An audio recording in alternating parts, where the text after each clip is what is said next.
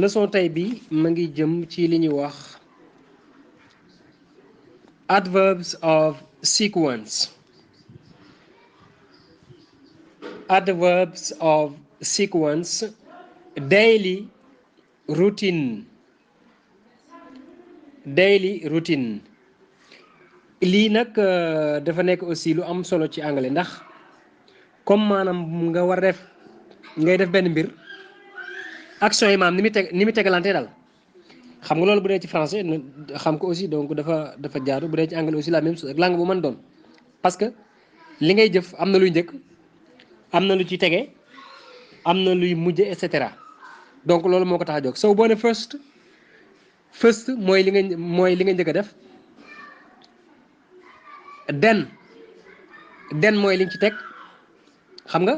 den mooy puis rek wala après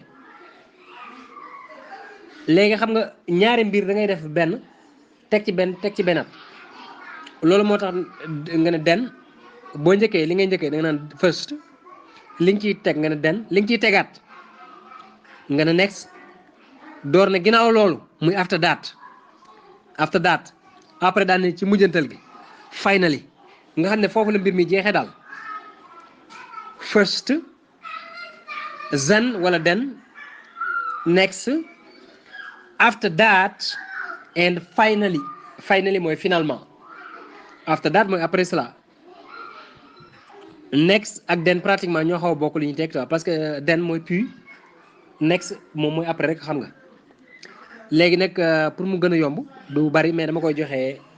dama si joxe rek quelques examples first I get up mooy premièrement dama jóg maanaam li may njëkk a def mooy jóg voilà li may njëkk a def mooy jóg first I get up li may njëkk a def mooy jóg then I have a shower après ma sangu next I brush my teeth après ma brosse xam nga après bu fekkee rek maanaam bu la neex xam nga bu fekkee ñaari mbir yu xaw a jegaate itam mën nga utiliser then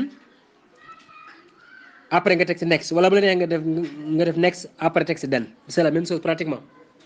then I have a shower après ma sangu next I brush my teeth après ma brosse after that ginnaaw loolu I have breakfast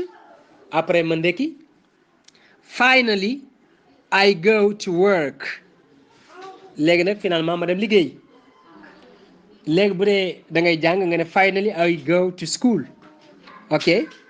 wala nga ne finally I go to university ok ça dépend mais di nga action yi daal noonu mu tegaloo daal en tout cas noonu lay doon first then next after that and finally thank you and have a good night